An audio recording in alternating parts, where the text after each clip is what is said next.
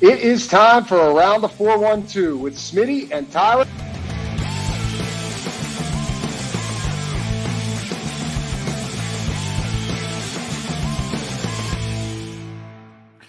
Welcome back to another episode of Around the 412, the third episode of this week. You get to see our faces for the third time if you're watching on YouTube, and you get to hear our voices for the third time if you're on the listening platforms. Yes, you are welcome. I am Tyler. That's Smitty. Go follow us on all of our social medias at Around the 412. Leave us a 5-star review wherever you're listening to this podcast, and while you're listening to this podcast over on YouTube or the link the listening platforms, we have a link in our description. Everything Custom Designs Facebook link. You've heard it for the third time this week, but Smitty, again, if you're watching on YouTube, is showing off the shirt, our Around the 412 merch through Everything Custom Design. So you can get some of that, but you can also get some customized clothing for yourself or your family. She does a lot of holiday stuff. It's our friend Haley Wagner. She can also do a lot of Pittsburgh stuff, sports stuff, whatever you want. Just throw it out, give her the idea. It's not going to be a hat, though. That's the only thing we know it's not going to be. But she could do all sorts of stuff. So go check out the Facebook link, hit her up, and she can get you hooked up with some pretty sick apparel. This is the Pirates episode, and you know it's a rare occasion because we're talking about the Pirates in the Pirates off season. So something happened. Yeah. What is it? Something happened. Well, not only is the season just super close to starting, by the way, pitchers and catchers about to report. By the time that we're talking next week, we're going to be talking about spring training starting, pitchers and catchers reporting, expectations for the team, those types of things. With that being the case, they're kind of putting the finishing touches on what they want the roster to look like. There were some rumors there with Gary Sanchez, so it made you think maybe they're still in the catching market, and lo and behold, they are. Super Bowl Sunday, they signed Yasmani Grandal to a one-year deal. What pirate timing is that? Yeah. Imagine if the Steelers were in the Super Bowl and like the Pirates just dropped that. Not that it's like a major thing. Like at this point in his career, that's what I'm going to talk about. Is like, what exactly does this move do? Like, does this move the needle for them at all? He's going to be 36 during the season, I believe, next year, or no. He's 35. His birthday's in November, so I guess he wouldn't be. But yeah, 35-year-old catcher. He's DH. He's played some first base. I think, Pirates fans should be familiar with him. Spent, some time with Milwaukee. Was obviously with the Dodgers. He had some decent seasons with the White Sox, but like at this point in his career, not really that anymore. It's a name. Obviously, is he better than, Ali Sanchez or Jason DeLay? Jason DeLay actually had a higher OPS last season than Yasmani Grandal did for the White Sox. I don't know. What do you make of this move? It's the name. You literally said it best. Like, name recognition alone makes it interesting for fans, but I don't think this like moves the needle as far as like them bringing in a everyday catcher. I don't think that this is their go-to starter by any means, even though he did play in a lot of games last year. And then I think that this could be someone that they go to somewhat, but it also contradicts something that I saw earlier in the week, last week, whenever I saw that the Pirates had said something along the lines of that they will try to get Henry Davis behind the plate as much as possible this upcoming season. And like that's contradicting bringing in another catcher. So I'm not sure how that's going to go. But I mean, it's a guy that can come in to compete. I think it's a guy that has a lot of veteran experience and leadership for the clubhouse for a relatively young team. So that's always a good thing. But I don't know that this necessarily moves the needle for me personally, as far as like the player himself goes. Like I don't think that he's going to come in and have a resurgence in Pittsburgh and open up the bat again and be a good player for them in their lineup. But I don't think he's an awful player either. Like he's just kind of there. He'll do his thing, but I don't think that they got like a number one catcher out of this signing. Switch hitter, by the way. So, those guys I guess always have a little bit more value. Yeah. I don't know that there's like a lot to be said here. Two-time All-Star, All MLB second team in 2019. That was when he was with the Brewers for that one season. Both times, he made the All-Star team with the Brewers that one. He only spent 2019 with the Brewers. Jeez, I thought he was there for more than one season. So he signed a one-year deal with them and then must have just cashed out. Signed for $18.25 million that year. Hit 28 home runs, 77 RBIs, led the National League in walk percentage, swung at the lowest percent of pitches, lowest percentage of pitches inside the strike zone. Yeah. OBP of 380 that season. Yeah. So he balled out that year and then signed, obviously, the deal, 4 years, $73 million with the White Sox. Now he's a free agent again. I mean, it's hard to hate any 1-year deal, right? Like, just over $2 million, but like, I don't necessarily get it. I would have definitely rather seen them go the Gary Sanchez route than the Yasmani Grandal route at this point in their careers. But it is what it is. We'll see how that competition shakes out. You mentioned the Henry Davis thing. I do think that's interesting.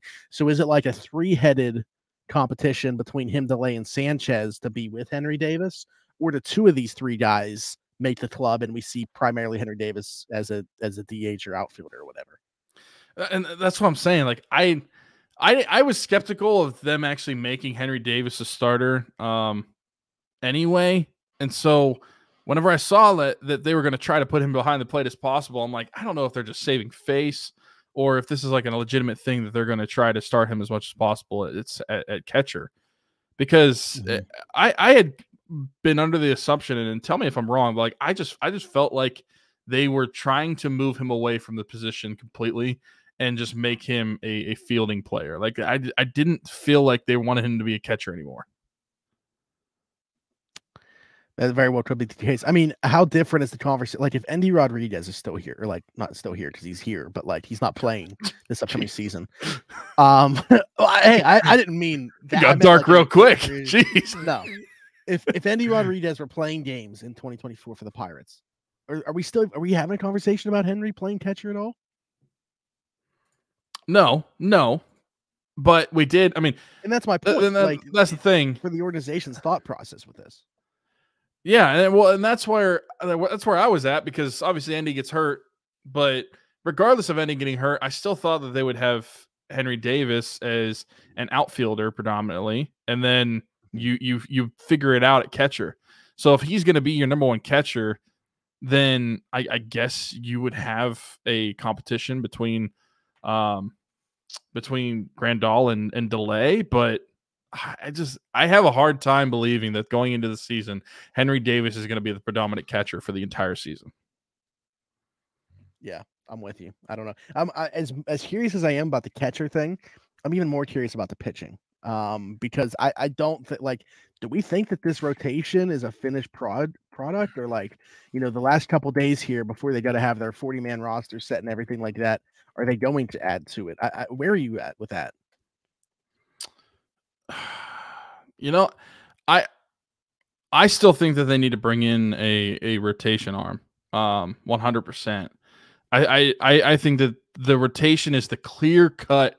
The pitching is the opposites on this team. I think that the bullpen, especially with the addition of Chapman, is like the clear cut strength of this team, top to bottom. Obviously, you've got some strength in players that are like the fielding positions, but top to bottom, I don't think there's a better strength in their bullpen. And I feel the complete opposite about their pitching rotation. You've got Mitch Keller at the top, and then you have a bunch of question marks about how they're going to perform. With Oviedo not even coming back, you have a bunch of guys that you're not sure what they're going to look like. And to rely on that for a rotation, obviously having the bullpen you do, it makes it a little easier to swallow if that's going to be the case, because you've got some ground that they can make up if the pitcher doesn't go 5 innings. But man, I think they need to bring in at least one more arm. And that's where I'm looking. As far as like fielding everything goes, I think they're covered there. I think that you just need to bring in at least one more starting arm, because right now I think that the rotation is pretty bare once you get past Mitch Keller, because you really don't know what you're getting. Yeah, so let me throw a name out there that's been linked to the Pirates. It was thrown out there that the Angels and Pirates are, have met with him several times. Domingo German, and he threw a perfect game last year for the Yankees, and that's kind of like what people have been talking about, when the conversation really should be about the fact that, like, this guy has a past. Was suspended 81 games for domestic abuse. I don't know how the Pirates in Trevor Bauer put out there that like the Pirates just straight up said no to his agent in terms of interest. Like, and listen, I'm not advocating for the Pirates to sign Bauer here, but how can you I just shook my camera. How can you be so like not even considering him, like not even wanting to have a conversation with him, but you're interested in Domingo German? You've brought in Aroldis Chapman. You've had Ji-Hwan Bae on the roster. Like, I don't know. What kind of message are you sending PR wise here, and the Pirates might be the worst in all of sports in terms of their PR. But what kind of message does this send? You know, if you are interested in this guy, you have the guys on the roster that you do. I don't know. I mean, do you care about that at all, or where are you at with the reported interest in Domingo German? I mean, of course I'm going to care. I think that it's hard to take that out of I the backed game. you into a corner there. I was like, yeah, you better say that you're. Are you against domestic abuse? Yeah. Oh my gosh, I can just imagine. Of course, I'm going to care about a player in his past, like, or what he does off the field. Like, there's no denying that you're going to look into that as a fan, but I don't know how much, especially because you have people currently on the roster that kind of go against that style of thinking. I don't know how much you could be against bringing in a guy like that. And I also might get canceled for this. They should 100% look into signing Trevor Bauer. 100%. And any Pittsburgh fan that wants to turn up their nose at the thought of signing Trevor Bauer, but you cheered Ben Roethlisberger for 20 years, I think you're nuts. I think you are nuts. 100% nuts. There weren't charges. They were all allegations. I understand there were lawsuits and everything, but he was never arrested for anything. Ben was never arrested for anything. You cheered for Ben for 20 years and you had no problem with it. So to turn up your nose at somebody that was in obviously not the same, but in a similar type of like situation, I think it's crazy. And I understand that like you don't want that type of energy going into your ball club. You don't want that type of that image on your ball club. But when you have someone like Aroldis Chapman already on your team, I don't really think that there's much to say against who you're bringing in. Like and so obviously Domingo German, Trevor Bauer, those two are completely different. I'm 100% on bringing in Trevor Bauer. And obviously that's not even like being talked about by the Pirates or anything like that. But that's personally for me, that's just what I would look into. But Domingo German, I understand that fans might not like it, but apparently the Pirates don't care. That's and whether how you feel about that as a fan towards your organization, that's up to you, and I get that. But it's just like whenever Kareem Hunt gets released from the Kansas City Chiefs, and then immediately he's signed by the Cleveland Browns. Right. Somebody is going to pick him up. Somebody's going to. Obviously, you might not want your team to be the one to do it, but looking at the rotation, they probably should be the team to do it, if I'm being completely honest. Yeah. I'm never going to be the type of person to tell somebody else how to feel. I think that you explained your position on that as well too. That's why, like, I'm not pushing for them to sign Bauer or anything like that personally. I'm just saying I don't know how you don't have interest in him if you do have interest in Domingo German. Yeah, and that I don't know if I came across clearly. Like, I'm not pushing for them to sign Bauer, but I think that if you're turning your nose up at Bauer and you're a fan of the Pittsburgh Steelers and Ben Roethlisberger, I think you're nuts. I think that you're very biased on one side of it. Yeah. No, I think that makes sense. I'm curious to see the route that this goes, because I know that there's going to be there will be a ton of backlash for sure if they sign Domingo German, or if something does come to fruition with Trevor Bauer, but it doesn't even sound like they were interested in having that conversation. So I would say that's to a lesser extent. So that would be like the free agency route to go. It sounds like, they want to be a finalist there. You look at his numbers from last year. He did have a perfect game last year, by the way, but outside of that perfect game was not very good. 4.56 ERA, gave the Yankees 108.2 innings, allowed 20 home runs, 34 walks, 114 strikeouts. What the heck? That can't be real. Okay, yeah, that was, the columns are messed up there. 4.65 FIP. So he actually, with a 4.56 ERA, was a little bit lucky, according to this. 6.9 hits per nine. This is your run of the mill starter, basically. Like, yeah, could he be fine for the back end of the rotation? Sure. Does it make sense to add a guy like this for the PR nightmare that it would be? Maybe Probably not. So I don't know where that with that. Now, trade route, which they could go. And I'm not, this isn't typically what we do. We're not going to get on here and talk about online rumors or anything like that. Like just last week, right? Somebody put out there that it was a done deal between the Pirates and Gary Sanchez. Imagine if we would have ran with that on here and didn't do so. But this name has been mentioned with the Pirates multiple times. These teams have been made trade partners online for a very long time. And somebody threw out there the idea that the Pirates and Marlins could be in talks for Edward Cabrera. This one's interesting to me. His name, like I said, has been mentioned to the Pirates multiple times. This person made it seem like talks were heating up and intensifying, which like there is right now within a 48-hour window, like I said, with like 40-man rosters having to be set to be like IL eligible and stuff like that throughout. Like there's a 48-hour window right now where you could definitely see a lot more activity. And this is the time of recording this, by the way. So like by the time this actually gets released, that 48-hour window would have passed.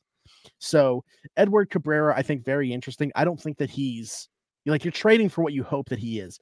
6'5", 217-pound pitcher. And he's pitched less than 200 innings so far in the majors. I mean, came up in 2021. He only had 26 innings that year, through 71.2 innings in 2022. This past year, 99.2 innings, 4.24 ERA. Walks a lot of guys though. 66 walks within those 99 innings. So He'll fit right in. Watch hits per inning pitched. Yeah, 1.445 walks per hits innings pitched. Base on balls per 96. 4.43 whip. So again, another guy, or 4.43 FIP. So another guy with his 4.24 ERA, probably a little bit lucky for it to be a 4.24. Interesting though. Still young. I mentioned just came up a couple years ago. How old is he? Doesn't even list his age on the page that I'm specifically on. He was 25 last season. 23. He will turn 26 early in the season. Okay, so he's actually not like super young like I thought he was. So he didn't come up until he was 23. For some reason, I thought he came up when he was like 21. But anyways, definitely intrigued by this. I think that this is a guy that probably slots in like your number 2, number 3 spot. But like, and for me at least, the ceiling is there for him to end up being better than Mitch Keller. I don't know if it will get there, but I think like there is a world where he is their number 1 starting pitcher. Does he have game like that? I don't know. I honestly don't know if he has the pedigree to do that. I mean, yeah, that's why I said like I think that you're trading for the ceiling, but like I don't know what you give up in that case. Like this is kind of, and I'm not trying to like tie in a conversation that's not to be had, but like we talked about Justin Fields a lot on the Steelers episode, right? Like you have to trade for what he is, even though the Bears might want you to trade for his ceiling, or other teams might be thinking, or your other fans might be thinking like you're trading for him because this is what his ceiling is. Cabrera has a very high ceiling, but like he hasn't been that yet. So how do you give up one of your top hitting prospects to acquire him? Because that's kind of been the talk. Like, is it going to take like Tamar? I'm not trading Tamar Johnson for him. That's certainly not. Like Nick Gonzalez, I probably would. I think that would be fair to start a trade with him. And I saw somebody throw out like Jared Triolo. I like sure, but I don't know why the Marlins would have all that much interest in a guy like that. Yeah, like as part of it, sure, but he ain't the headliner of a deal. Mm-hmm. So, yeah, definitely interested in a Cabrera trade if the Pirates can make that happen. Would definitely feel a little bit better about the rotation. Again, I'm not looking at it as like, oh, this is a sure thing, frontline starter. I think the possibility is there for him to become that. Yeah. Well, I mean, based off of his stats last season, he'd be no different than a Bailey Falter or Martin Perez or anybody else. Yeah, but he'd be better than Quid Priester. How does that make you feel? Jeez. Yeah, I mean that's the world that we live in. He did, yeah. Somebody mentioned like his F4 from last season is a lot lower than what JT Brubaker's last full season was. So like, just why not wait on JT Brubaker to be back? If Edward Cabrera does not end up panning out, then sure. I don't know. I keep saying the same thing. I'm certainly very interested in the player just because I like the profile and what he could be, but I'm not throwing a bunch of assets at this like it's a sure thing. Yeah. You know what's crazy? Looking at Quinn Priester's FIP, 6.74, and his ERA was 7.74.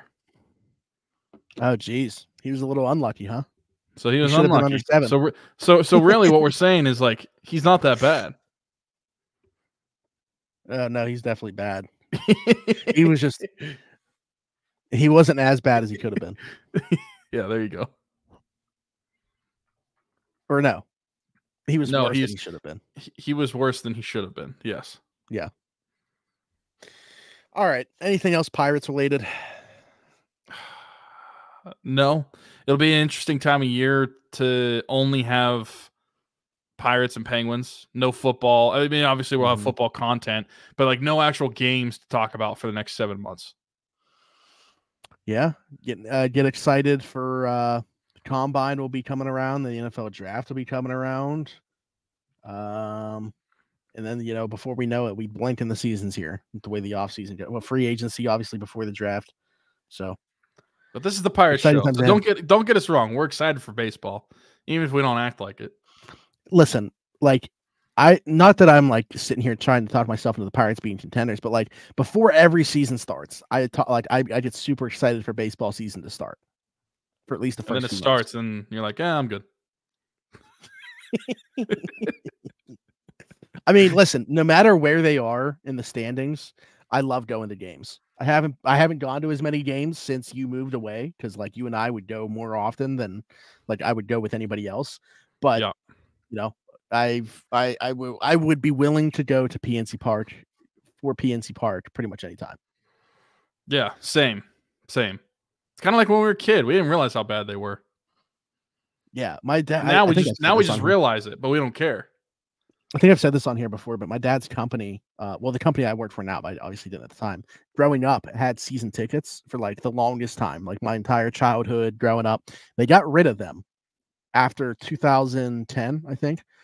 Which is like the last year where they were like completely irrelevant. Like 11, they were good for the first half. 12, they were good for the first half. 2010, they won 57 games. Yeah. So like they got rid of those season tickets at the worst possible time. Were they were they a box? No, but they were 2 rows behind the away team's dugout. Oh, okay. So like a lot of autograph opportunities. Yeah, absolutely. But anyways. Don't know where I was going with that. Just a little nugget of information that we had. My dad's company had very bad luck with poor judgment on their part, I guess. Didn't realize where the team was heading in a couple seasons by not renewing those season tickets. Anyways, subscribe, hit that notification bell here. Hit us in the comments with thoughts on anything. Where do you think the Pirates are going to go, if anywhere, to fill out their starting rotation? How do you feel about the team going into 2024? Leave us a 5-star review if you are listening somewhere else. Check out the description. Everything custom designs, t-shirts, hats, a bunch of different stuff. Wait, I said hats. T-shirts, hoodies, not hats. Sorry. False information. Maybe one day. We hope and pray that happens one day. Our friend Haley Wagner, small business, everything custom designs. The link is in the description. Leave us a 5-star review if you're listening somewhere else, Apple, Spotify, wherever it might be. For Tyler, for Smitty, this has been the Around the 412 Pirates Show. We'll see you guys next week. Bye-bye.